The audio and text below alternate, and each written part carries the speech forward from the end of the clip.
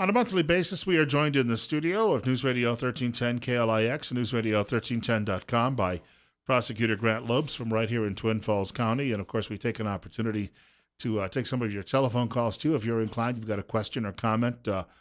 Sometimes people have questions about family members or neighbors who are going through the system and they'd like to chime in as well. And we remind you the telephone number is 736 0300. That's 736 0300. First of all, welcome back. Been a good month. I Good think to I see saw you. you at the fair briefly, and then you were off to another event. This time of year, of course, you're with an election coming. You're always a busy man. It's a busy time, and election or not, you know, things have been just crazy lately. And there have been a lot of them in the headlines. We've had some homicides. We've had some homicide investigations that are still ongoing. The paper today talks about all of the traffic deaths that we've had in Twin Falls, and um, some of those have been investigated as crimes as well.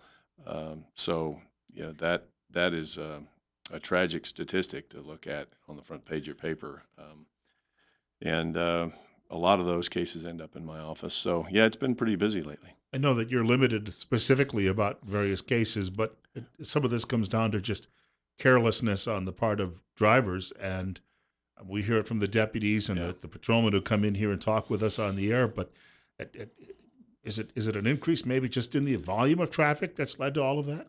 I'm not sure. It's a wide variety of specific reasons, from alcohol to, drowsiness to sun in your eyes to speed, just, blowing stop signs and things. It's it's been really strange to watch, and it started, this is like just the most recent article we've had about this. There have been several in the past several months saying how many fatalities there have been on the roads in the Magic Valley, and I don't know. I don't know exactly what it is. I don't know whether there is a increased volume of traffic or increased speed or what. I don't know. One local story that caught my attention, and I referenced it in an email to you last night. A couple of weeks ago, there was a story and it broke, and as usual, you think, oh my gosh, this is bad, and it involved three people who worked at the Filer school system. Police there did an investigation and came back and said, we've got nothing. Right. And it appears that we've got a situation where somebody in the community was looking for an opportunity to get even with somebody, and it's like that old Ray Donovan. Was it not Ray Donovan, but Yeah. I think it was, and perhaps the one who said, "Where do I go to get my reputation back?" right. Right. I mean, the problem is with reporting things where there's nothing yet to report, and that is, of course, why you often have police and prosecutors tell you that they're not going to comment about something, especially in the investigatory stage, because it may turn out to be nothing, and now people's reputations are destroyed. I don't know the specific details of that investigation because the police did it and found that there was nothing there and brought nothing to my office. But it was a big headline, and now the big headline is it was essentially for nothing. I noted in the article that was in the Times News that they're now looking at trying to find out who it was that made the anonymous allegations. Um, but that might prove to be difficult. But But that's a serious thing, though, because you've got people in public life, and let's say a teacher and backed up by the administration expels a student who deserved to get expelled, and then somebody in the family says, "I'm going to get even." It's pretty serious stuff. sure, yeah, and again, that people like to have transparency, and I understand why, and I do too, where it's appropriate. But sometimes talking about a thing that's just been alleged is not the best thing for law enforcement or prosecutors or other officials to do because it's going to leave a mark, even if somebody is found not to have committed any violations. So. Um, it's unfortunate that the people that were being investigated essentially publicly, but hopefully the police did a good job with the investigation and their statement that there was no crime there is accurate.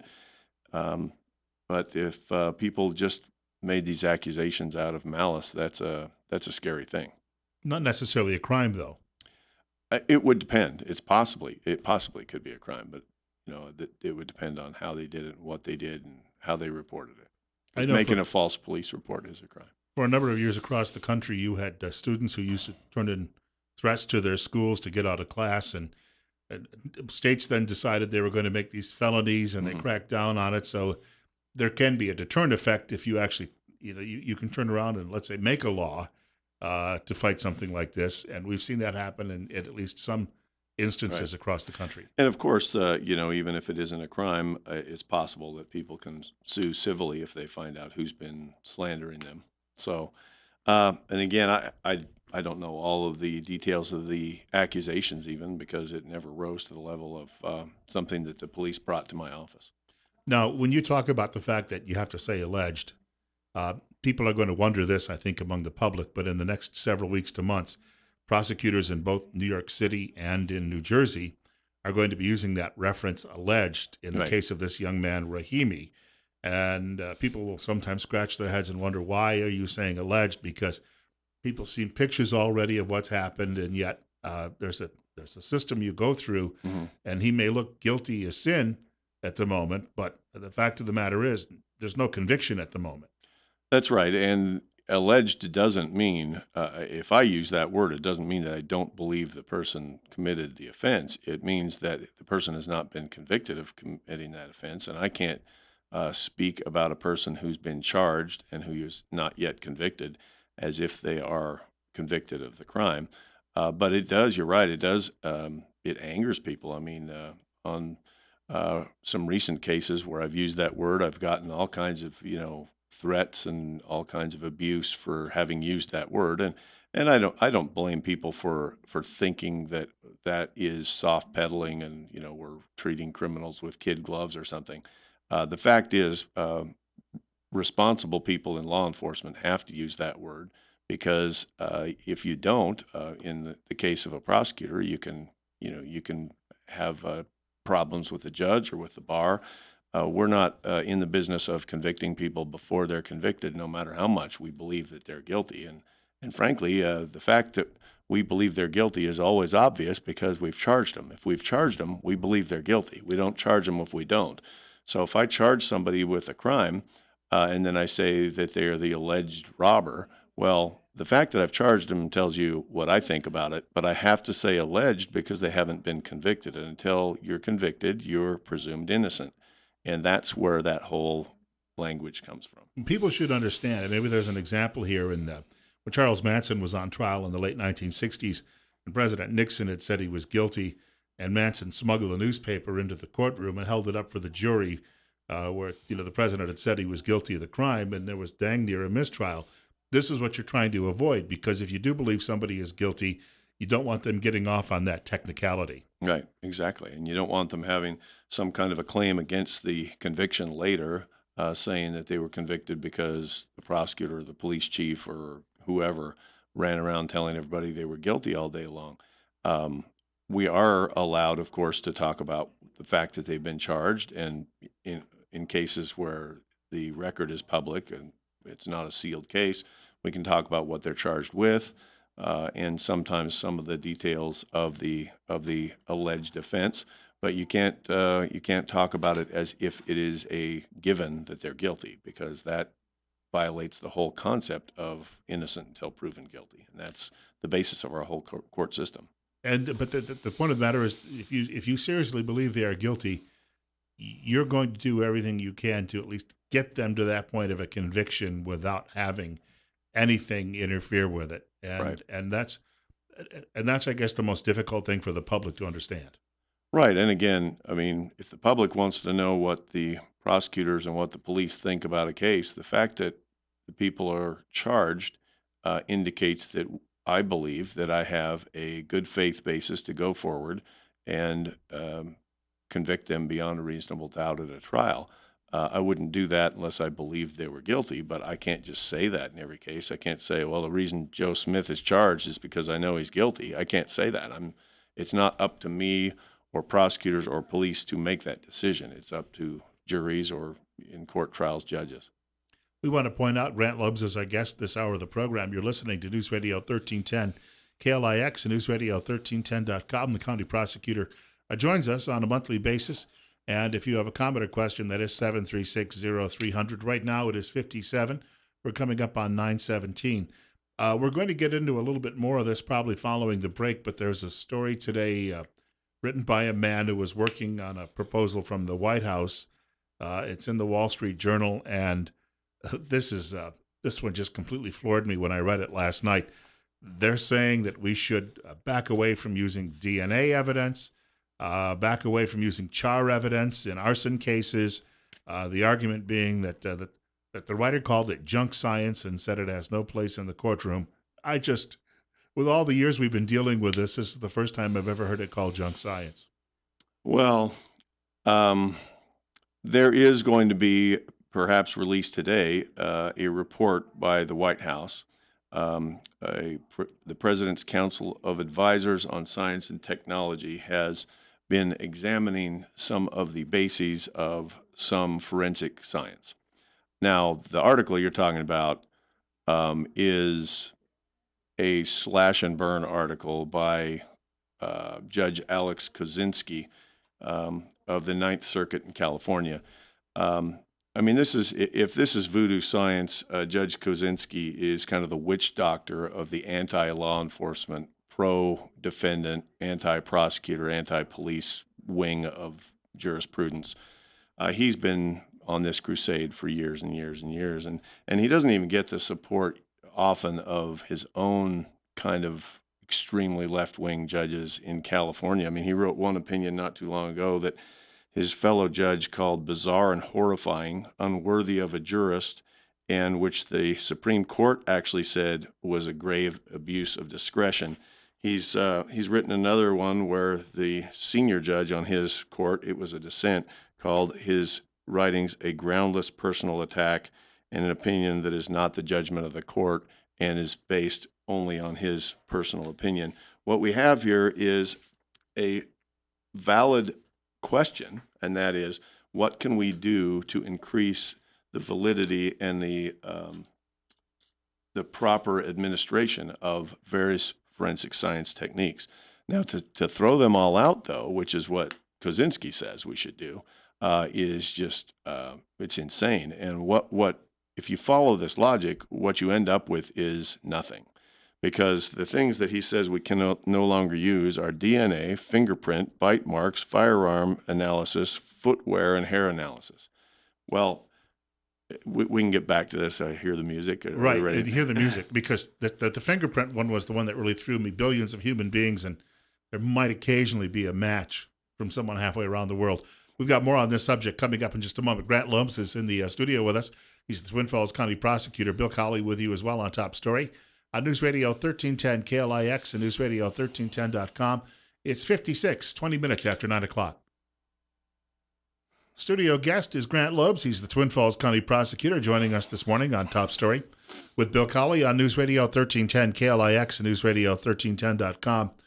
It's 59 right now, coming up on 924. We were talking about this, I guess you call it an op-ed piece in the Wall Street Journal written by Right. one of the judges from the Mhm. Ninth Circuit in San Francisco, and posed to a lot of the evidence that is currently used in courts. As I said at the beginning of this, he calls it junk science. Yeah. But one of these subjects that came up was a claim he's making that after the terrorist bombing in Spain, I guess that was about 10 years ago, he claims that one of the prints that was lifted from potential terrorists actually belonged to somebody in this country. And I've always been told it's very difficult to find you would never find two fingerprints that would be identical. Well, that's my understanding. I haven't done the research to the extent that I could claim to be an expert on it, but that's, of course, what the experts who testify say.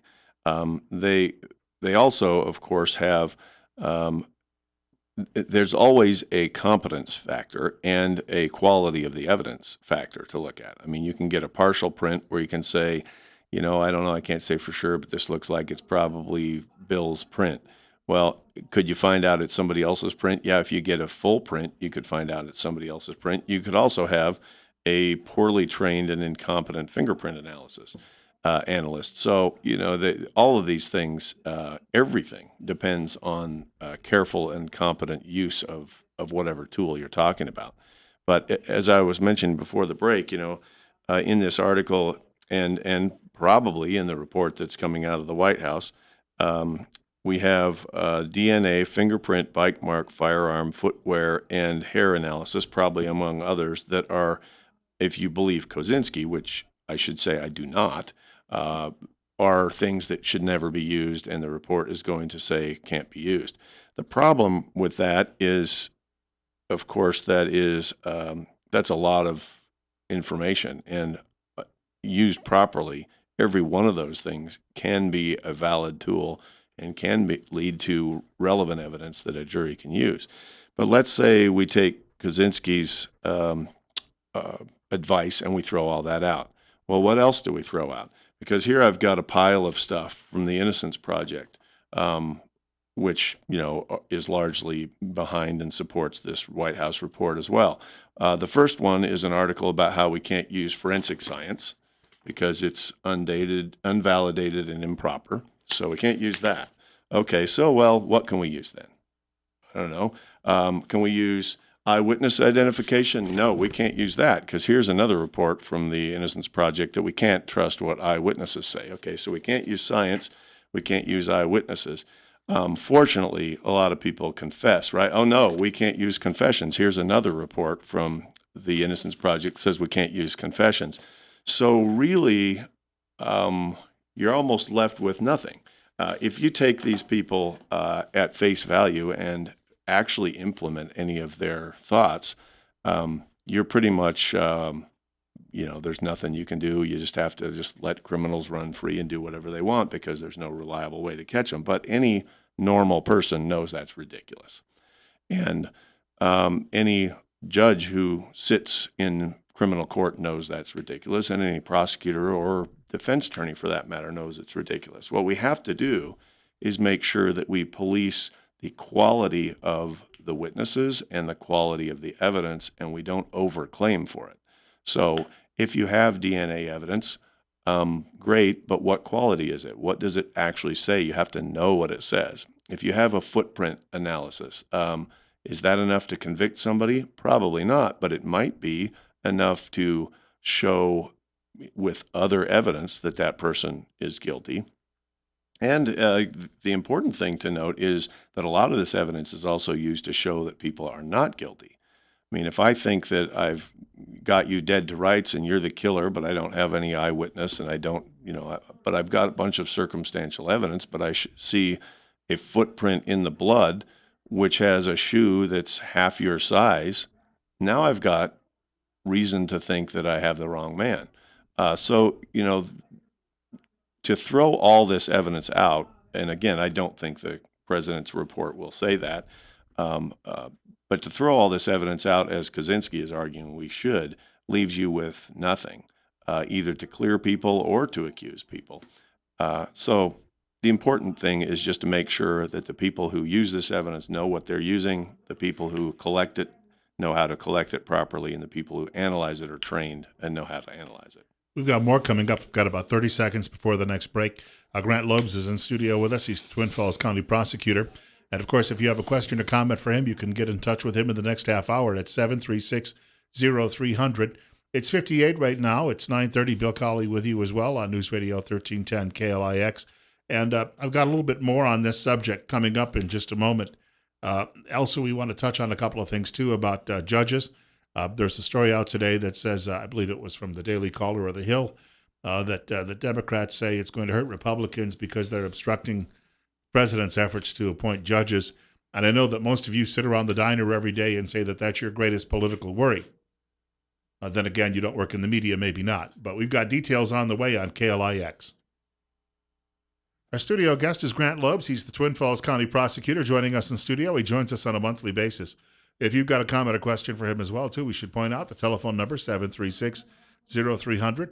Bill Colley with you as well on Top Story this morning on News Radio 1310, KLIX and newsradio1310.com. It's 58 at 9:34. You mentioned these are recommendations coming from the Obama White House. In other words, they're not law. They will not change law. They will Right. not change evidence in court. On the other hand, we have seen, if you look at the direction college campuses have gone, with the cultures that they've developed, with speech codes and we would say that it would be unlikely that any of these things would ever come about. But you've got legal people arguing that perhaps animals in zoos should have legal representation. I mean, the most outlandish things we thought we'd never hear about. And these people have some influence now because they have influences on campuses, and those campuses have some influence. We are increasingly turning that direction, it seems, to almost the absurd when it comes to these arguments, sometimes winning. And uh, all of these things, as you mentioned, if you can't have a confession or witness testimony or scientific evidence, you can't get a conviction. I could see that coming. Oh, I don't think it's unlikely that some of these things will come to pass at all. I'm just saying that at the moment, what this is a report by an advisory group to the president, the lame duck president who's almost done. But this stuff will seep out. This stuff will get to legislators. This stuff will get legislation will be introduced at the federal level, which of course only deals with federal crimes. But you're going to see a surprising number of Idaho legislatures pick this stuff up, as they have the question of eyewitness identification and various other issues, because it comes to them in a packet. It looks good. It will. There are lobbyists who fan out across the country as soon as something like this becomes gets in print that they can carry around with them. And there is a vast effort in this country right now to apologize for criminal conduct. This whole "we incarcerate too many people" argument, which in Idaho is ridiculous. This whole argument about how all harmful drugs need to be legalized. This is all just part of the same really well organized uh, effort to attack our criminal justice system. And I'm not at all saying that it's unlikely to have a serious negative effect. I'm just saying at the moment, this report that's coming out soon does not direct, judges or prosecutors or police to not use DNA evidence. In their argument, they're rushed to say, though, that the justice system is biased and it's not fair, and they'll find in identity politics, some group of hmm victims they'll claim they're defending. In their rush to do this, they will destroy the system, and no one yet has proposed what would follow it. In other words, it's all about destruction, but there's nothing to come afterward. Yeah, that's true. I think that's true. And it's up to people who know how the system works and know what they're doing and maintain a level head, both at the federal level and at the Idaho legislative level and at the local level, to make sure that number one, we don't abuse these tools. We don't abuse DNA evidence or fingerprint evidence or eyewitness identifications, and we scrutinize these to make sure that they are reliable. And number two, that we don't panic because there's been a case in New Jersey or Oklahoma where somebody's, improperly used some piece of evidence. We don't panic and throw that out for everybody, because then you're stuck with nothing. And then you have, victims, and you have society, and suffering, and you'll have an upswing in crime for sure. There was a movie on television just the other day, and I guess it's a recent vintage where the government allows criminals to go out on certain days of the year and do whatever they please. That as absurd as that sounds, we could have this every day if these people ever get a foothold in the system. Yeah, and they have more than a foothold. I mean, they're well funded, and you can go up to the Idaho legislature and see them wandering around in the halls lobbying people.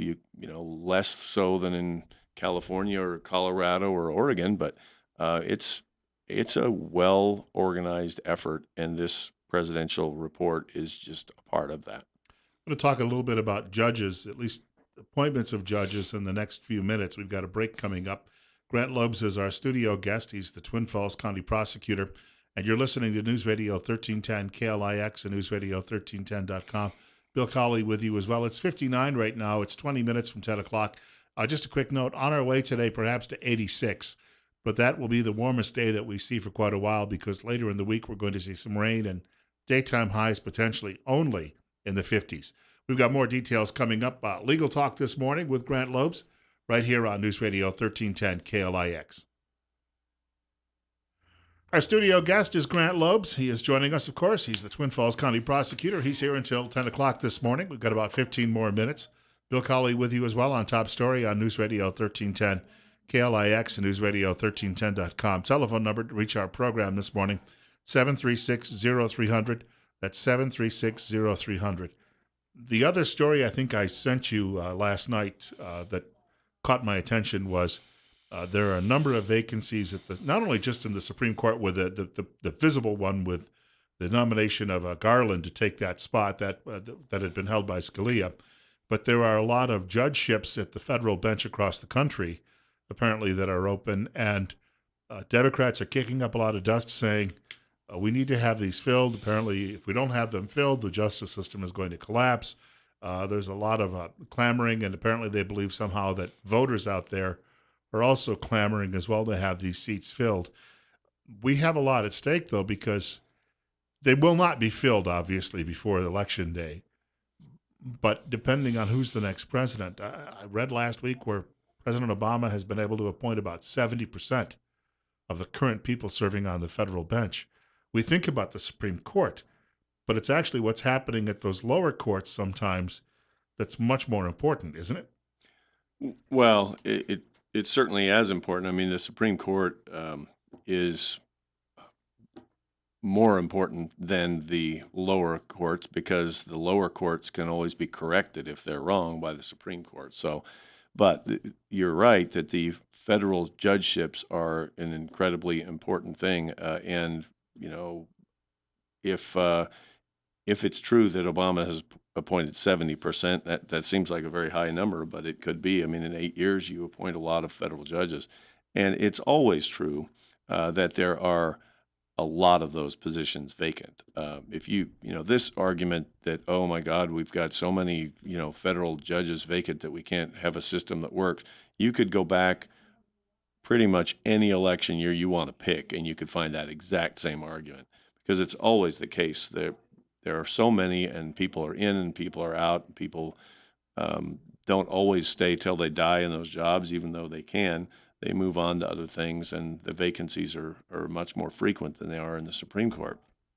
But um, there's no way, as you said, that the Republican Senate is going to fill all of these positions with last minute Obama appointees. There's no way they're going to do that. And people might bellow that that's inappropriate and irresponsible, but it's the way it always works.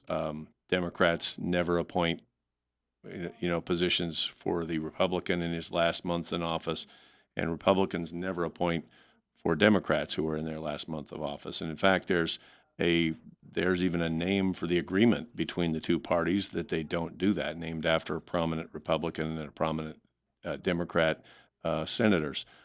It's bad practice to do it. In fact, I think because it allows a lame duck to have a lot more effect in his last couple months than is justified with an election coming up.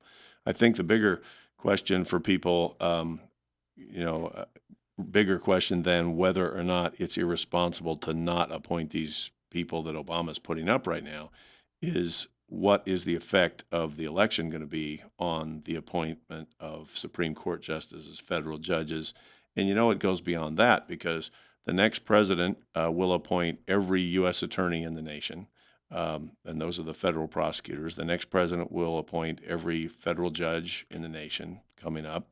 The next president will appoint every political appointee at every federal office, whether it's Department of Defense, Department of State, Department of Commerce. Those are all the people that make the policy are all appointed by the president. EPA, you name it, your favorite or your least favorite, federal agency, the people that make policy and that implement the policy are political appointees. There are a lot of people that work there just as a career, but they aren't the ones that make decisions on how things are going to be done. So, whoever you vote for is going to have an incredible effect on all of those offices. And um, to some extent, less effect with Clinton because she'll keep a lot probably of the people that Obama put in. But every time there's an appointment where she gets a chance to make, she'll appoint people You know, on the left wing of the spectrum, people like Obama appointed. Now, if Trump is elected, then there will be a mass house cleaning of all of these political appointees. So that will be a big deal. Um, I've worked in Washington D.C. when there was a change of administration, and the number of people who are immediately and instantly unemployed is staggering. And that's because every political appointee in every position in the federal government gets his marching orders, I mean, his severance orders, the day of the inauguration. So um, that will be interesting to see, and that is an important voting motivation. I think, unlike the question of whether the Republicans are dragging their feet on appointing last minute nominations. I had a friend who worked at the Justice Department when Robert Bork was there, and he was an assistant. And his job was when Bork was having a meeting, he was to sit there and just silently observe the meeting, and then after the meeting, he was to give a psychological rundown to Robert Bork about the person they had just talked to. That was literally his job. And then when Jimmy Carter was elected, my friend went from sitting there at the right hand of Robert Bork to being a Toyota salesman Yeah, that quickly. I mean, it was overnight. yeah, it is, and the a lot of people don't understand that impact that a president has, just the fact that he's elected, or she's elected, has on the federal bureaucracy and the federal agencies. I mean, it's almost instant when there's a change in philosophy and a change in party, because your job is at the service of the president. If you're a Schedule C employee, which is a political appointee, and you'd be surprised to see how far down those go. It's not just the department heads. I mean, it's all their chief people, all their policy advisors, all the way down.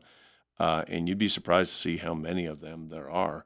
And there will be an immediate change in those people if the election, for instance, if Trump is elected, a complete change, and if Hillary is elected, a fairly significant change. And obviously, that will color any appointments that are made throughout the administration. So people focus on the Supreme Court, and people focus even than on the Supreme Court on the federal judges. But there's not that much focus on all these other people, and they're the ones that make decisions on what happens with the Department of Agriculture decisions about your crops, and about EPA decisions, and about you know uh, endangered species decisions. They're the people that make all those decisions. It's 9:51. Grant Loebs is our guest. He's the Twin Falls County prosecutor. You're listening to News Radio 1310 KLIX and newsradio1310.com. Bill Colley with you on Top Story. This morning, 5:38, I get a daily email from the pollsters there. They show while Hillary Clinton may have a 59% chance of being elected president, they show that the chance of the Democrats taking over the U.S. Senate might be like 12%. I mean, it's low. In fact, we may see Republican gains before it's all said and done with. There's a real possibility with as polarized as Washington has become, even if she has a number of opportunities to appoint justices to the Supreme Court, it may be a long, long wait. And since we don't necessarily need nine, we don't even need more than one. I don't think that would happen, but it could be these things will go on for months or they'll balk at some of the nominees. Possibly. I mean, that happens from time to time. There are nominees over the years that don't get approved, Bork being but one of them. right, but it's fairly rare, and I think that ultimately, um, even if she has to dial back a little bit, how partisan the nominees that she makes are, I think ultimately she'll get, if she's elected, she'll get her nominees approved. Maybe not her first choice, but if she's able to discern what the attitude is in the Senate about certain people, she will just sidestep them and I think appoint people who will get approved. But she's not going to appoint anybody that you were going to approve of. I can guarantee you that. She might approve people that are less objectionable to the conservatives and Republicans than her first choice, but they're not going to be people that they're not going to be any Scalias coming out of that mix. If she has three appointments, which is possible, then you throw in the choices of Sotomayor and Kagan by Barack Obama, that gives you that 5-4 majority no matter what, though, because the two combined administrations will have filled that out, and that's where we could see that real big swing in the court following that. Right, I think she'll get a 5-4 majority if she appoints even one, but if she appoints 2 or 3, obviously, that's much more solid. We could be looking at something then on a regular basis that's 7-2 when it votes. I wouldn't be surprised, 7-2, 6-9, yeah, Uh, for the or people 6-3. For the people, though, who look at this, there's that argument, though, that the justices don't always perform as they're expected to, because I even have seen sometimes some of the dissents or the comments that have been made by even Kagan and Sotomayor, who I assumed would be terribly liberal when they first were appointed. And every once in a while, there'll be some case, and you look at it, it just common sense seems to rule the day. And even they've gotten on board with the conservative wing. It's not a lot, Mhm. but it does happen. Well, that is certainly true, and, it seems to be more true when a Republican appoints somebody that they get surprised that they're a lot more liberal than they thought. I mean, I don't think, anybody believed that Chief Justice Roberts would be the way he's turned out. Um, and the guy I was talking about a minute ago, the voodoo man, Kozinski, on the Ninth Circuit, he was appointed by President Reagan. So obviously there was nothing in his past that indicated he would be as he is, or he would not have been nominated. But once you appoint a person and give them a job for life, you really have no guarantee what they'll do thereafter, because there's nothing you can do to them. Your own personal thoughts. If Trump is elected, would he carry out his promise to bring more originalists like Scalia to the bench, or do you think that'll be forgotten? I think, like everybody, I really don't have any idea what Donald Trump would do, but I think that it is certainly much more likely that he would do that than that Hillary Clinton would do that. I think that with that question, the certainty of what Hillary Clinton would do is the thing that tips your decision in that regard. I mean, you know what she's going to do. She's going to do more of the same in terms of judicial appointments that Obama has done. Um, early on, Trump's comments about who he would put on the court were just kind of really out there. And then obviously he got some assistance in coming up with a list of names that, most people would regard as solid, you know, whether you agree with them politically or not, but solid, actual, legitimate people. So it all depends, I think, on whether he listens to his advisors and seeks good advice or whether he just shoots from the hip. I was under the impression when he suggested his sister that he wasn't really being serious at the time anyway when he mentioned that. Probably not. I mean, I think, although he followed it up several times with how smart she was and how good she'd be, and when a man's talking about his sister or his brother or his wife or his mom or his dad, you give him some leeway, I guess. But I think from what I've read about her jurisprudence, she'd be more likely to get a Clinton nomination. I was going to say nepotism doesn't look good either, and that might prevent Not any not appointment. usually, but there have been people that have tried it. Well, the Kennedy family. We had a president who put his brother in as attorney general one time. Yes. Kind of amazing. That was another century, though, a Yeah. long time ago. We want to thank you for coming by today. Quickly, if anybody has a question for your office, how do they go about getting in touch? They call the office at 736-4020, or they drop by if they have a question. A lot of times, if you call, we can direct you to where you need to go. Sometimes people call with a question, and it's more a question for one of the law enforcement agencies or some other jurisdiction. But feel free to call, and we have people that will answer the phone and help you. I want to thank Grant Loebs for joining us today. He's the Twin Falls County prosecutor. We've got Rush Limbaugh coming up next following the news at 10 o'clock from Fox.